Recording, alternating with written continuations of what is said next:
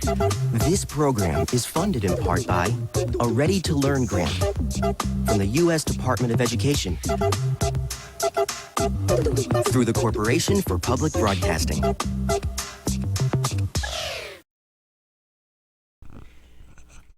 Say something and slow your speech. I'd like to thank you for coming It's today. not working. I want you to thank you and coming here on a basis. I love when people are always here on a basis. Always be here on a basis.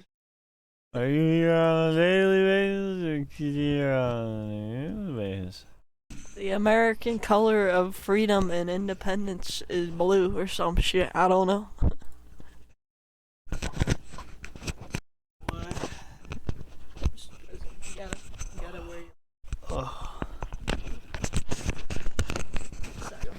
My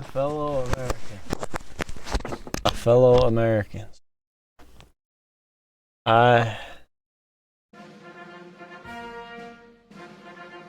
foreign policy may as well determine the life we live. We will live here for generations, for the peace and prosperity for this country, and truly advisable from the peace and prosperity of the world in this atomic age. But before we wholeheartedly subscribe to any foreign policy, it may be well for us to examine the kinds of government that are taking over the countries of post-war Europe to try to estimate where they are headed. I'd like to offer for your consideration today my personal observations. 3 of these countries: England, Ireland, and Germany. Victor, neutral, and vanquish. The subject is a very broad one, so I am going to speak chiefly on the political parties of England and Ireland to try to estimate the reasons for their success or failure to study the problems they faced and their prospects for the future. In the case of Germany, I merely propose to estimate the possibilities here in the present time of building any kind of democratic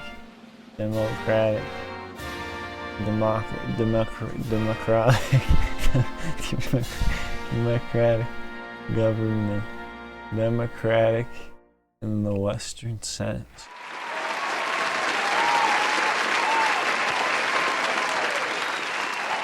The outstanding political event of the year was the emergence of the Labour Party in England and the Majority Party for the first time in history.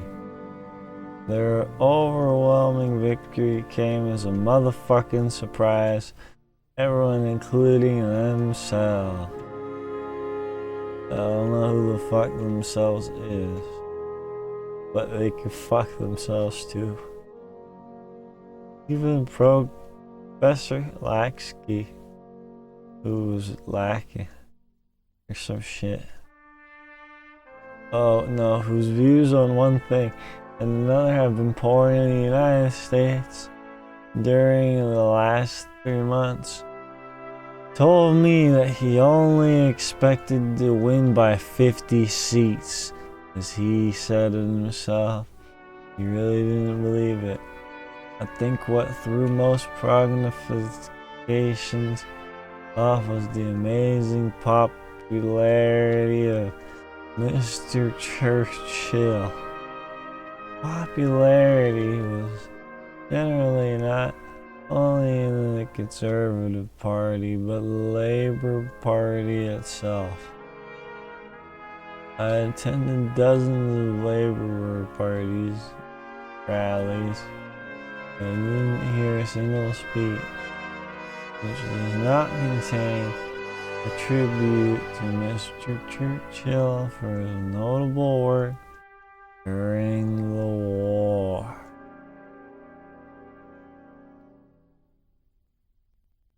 Cheered him and then they voted against. Why?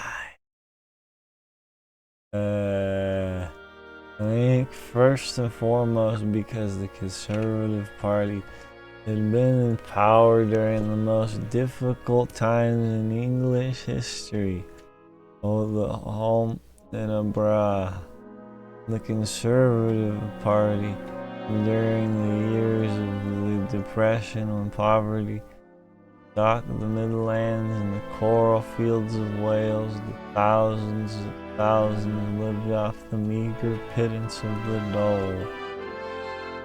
Where Roosevelt made his political reputation by his treatment out of the Depression. The Conservative Party lost theirs.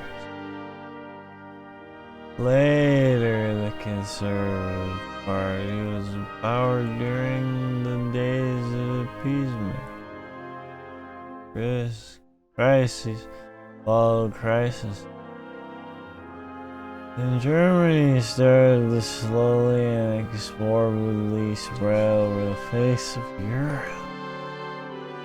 You seem to remember that the opposition of the Labour Party to this policy of appeasement consistent principle voted against armaments and conscription. The Conservatives were in power, and they had the responsibility. Finally, when the fiasco in Norway, I like Norway, it sounds cool. There's snow and shit. Oh yeah, Norway brought to the end of the rule of Mr.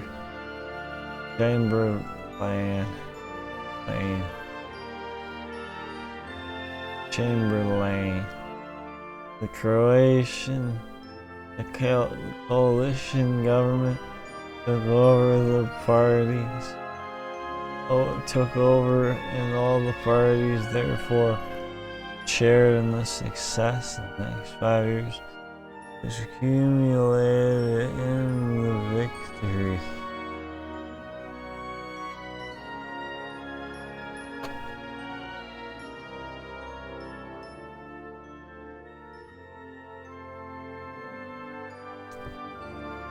What? Am I done yet? Wait, still on?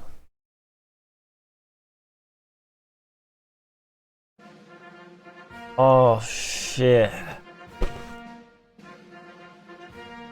We're in power and the Conservatives were in power and they had the responsibility.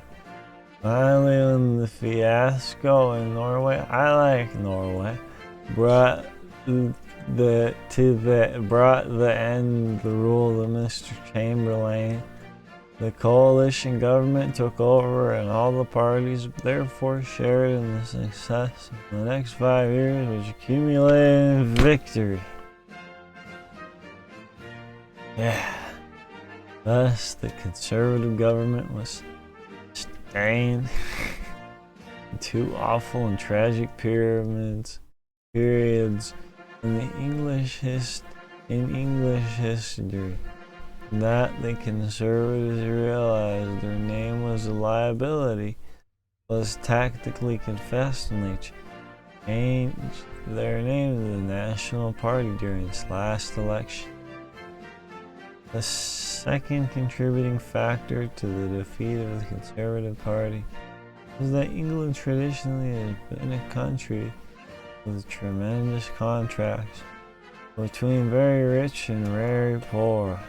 As the arch Tony able to make Bakerfield once said that the England was divided into two nations, the rich and the poor. That the turnover caused the war. The contribution made by the poor as well as by the rich. The coming of the American troops with their high pay, their goddamn stories of cars, fucking refrigerators. Hello? Microphone dead. Oh no, just the captions broke.